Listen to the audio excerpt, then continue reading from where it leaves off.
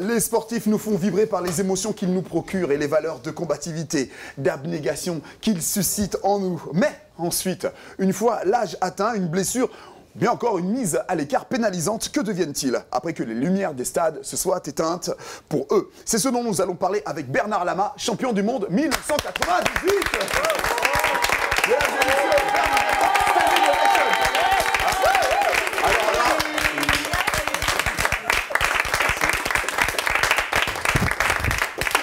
Parce que j'estime qu'il y a des gens qui font des choses fabuleuses, il y a des gens qui nous font rêver. Et même si on les côtoie au quotidien, on oublie. Et du moins, il ne faut surtout pas oublier qui sont ces gens et tout le plaisir qu'ils nous ont rapporté. Vraiment, Bernard Lama, c'est un honneur. C'est vraiment un honneur de vous recevoir. Sincèrement, merci. Encore merci. Merci, c'est gentil. Alors, je tiens d'abord à rappeler le palmarès très rapidement parce qu'il y en a des choses à dire. Finaliste de la Coupe des Coupes 1997 avec le PSG, vainqueur du Trophée des Champions 1995 avec le PSG, vainqueur de la Coupe de France 1993-95 avec le PSG toujours, champion de France en 1994 toujours avec le PSG, vainqueur de la Coupe des Coupes en 1996 avec toujours ce même titre, champion d'Europe en 2000 avec l'équipe de France et champion du monde 1998 avec l'équipe de France.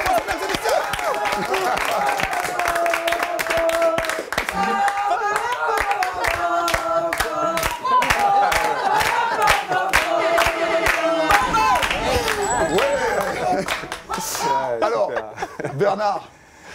Que d'émotion, il faut s'en remettre, un peu. C'est pour tout ce que vous nous avez donné, tout ce que vous avez donné à la France. Merci encore. Qu'est-ce que l'on appelle un sportif de haut niveau, Bernard? Sportif de haut niveau, c'est celui qui a les performances lui permettant de concourir pour un titre, une médaille. C'est ça un sportif de haut niveau. Il peut être professionnel ou pas. D'accord. La question, elle est double, en fait. Mais le sportif de haut niveau, c'est celui qui a les performances de haut niveau. Il peut être professionnel ou amateur. Beaucoup de sports, pas l'escrime, le tir à l'arc, où il y a beaucoup de sports en fait, qui ne permettent pas aux athlètes de vivre de leur sport. Oui. Donc ce ne sont pas des professionnels du sport, ce sont des athlètes de haut niveau qui sont bien évidemment accompagnés par le ministère en général. Et localement en Guyane, ce sera la DDJSCS qui va accompagner va accompagner certains athlètes qui sont mis sur les listes de haut niveau de par leur performance. D'accord. Alors, est-ce que vous pensez que l'on prépare, on va basculer à l'après, prépare-t-on psychologiquement et socialement les sportifs de haut niveau à leur vie après le sport? Oui et non. Disons qu'aujourd'hui, il y a un peu plus l'horizon est un peu plus large pour les sportifs retraités. La filière naturelle pour un sportif retraité, c'est son sport, c'est de devenir entraîneur, c'est de devenir un cadre dans son sport. Maintenant, il y a beaucoup de sportifs qui sont consultants au niveau des chaînes de télé, et quels que soient les sports. Donc c'est une reconversion aussi, je dirais presque naturelle aujourd'hui. Et puis il y a quand même pas mal de sportifs, tous les sportifs donc, de haut niveau qui ont un statut amateur, tous ces sportifs-là, ils sont à l'INSEP, ils sont dans des écoles de commerce, donc ils ont un cursus scolaire normal, en fait, donc qui permet d'accompagner cette vie sportive. Et quand ils s'arrêtent au niveau du sport, mais derrière, ils ont un métier. Vous avez parlé de quelque chose de très intéressant. Vous avez dit que ces sportifs-là ont un cursus. On va rappeler qu'il y a des footballeurs qui ont un très beau cursus. Diomède, Landreau. Il y a pas mal de garçons les frères Chéroux. qui ont préparé pendant leur carrière, en fait, qui ont préparé l'après-carrière. Soit en passant leur diplôme d'entraîneur, par exemple, ou soit pour ceux qui en avaient la capacité, ils ont continué à faire des études et puis ils se sont mis définitivement après au football. Donc ce qui fait qu'ils ont, ils ont plusieurs choix à la fin de la carrière. Oui, une vision un peu plus périphérique de leur devenir. Pour autant, il y a des jeunes qui n'ont pas eu un superbe cursus, qui ne sortent pas non plus d'une grande famille et qui se blessent. À ce moment-là, il y a une mise à l'écart. Que deviennent-ils et que peuvent-ils faire? C'est le problème du haut niveau. Des filières d'accès au haut niveau. C'est-à-dire qu'on voit beaucoup de jeunes, alors pour que tout le monde comprenne bien, pour qu'il y ait un professionnel en football, par exemple, sur une promotion de 20 jeunes que l'on va former pendant 5 ans, il y en aura peut-être un qui va réussir, qui va devenir un footballeur professionnel. Peut-être.